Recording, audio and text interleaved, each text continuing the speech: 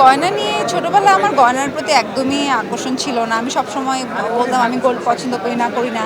কিন্তু যখনই দেখলাম আস্তে, আস্তে বুঝতে শিখলাম, আস্তে, আস্তে বড় হতে শিখলাম, অটোমেটিকলি এটা অটো হয় হয়তো।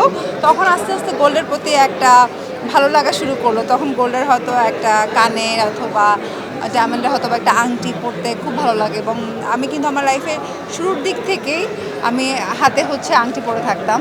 কারণ ভালো লাগতো।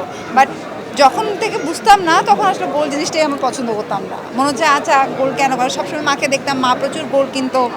তো পরে গিয়ে মনে হলো যে না এটা আসলেই ভালো লাগার জিনিস বাট বয়সের সাথে, সাথে চেঞ্জ হয়।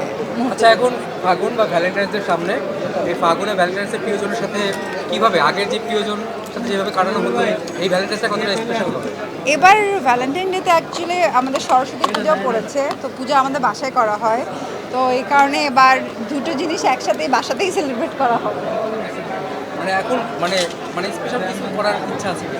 স্পেশাল কিছু ওই যে যেহেতু বললাম বাসায় পুজো হয় তো অটোমেটিকলি আমাদের ওই দিন আসলে প্ল্যানিং থাকে অনেক কিছু করার, বাসায় গেস্ট আসে তো সবার সাথে হ্যাং আউট করার একটা বিষয় থাকে তো এই ভ্যালেন্টাইনও একসাথেই আমি সেলিব্রেট নতুন করি। সিনেমার খবর জানতে চাই।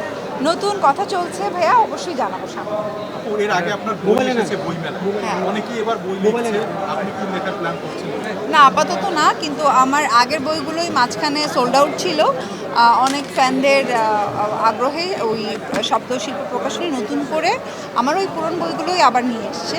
তো ওইটা শুক্রবার থেকে হয়তো স্টলে পাওয়া যাবে। আপু, আপনার সহশিল্পী যারা আছে এরা এবার নমিনেশন কিনেছে সংরক্ষিত মহিলা আসনের জন্য, তাদেরকে আপনি কি শুভকামনা জানাবেন? হ্যাঁ, তাদের জন্য অনেক অনেক শুভকামনা।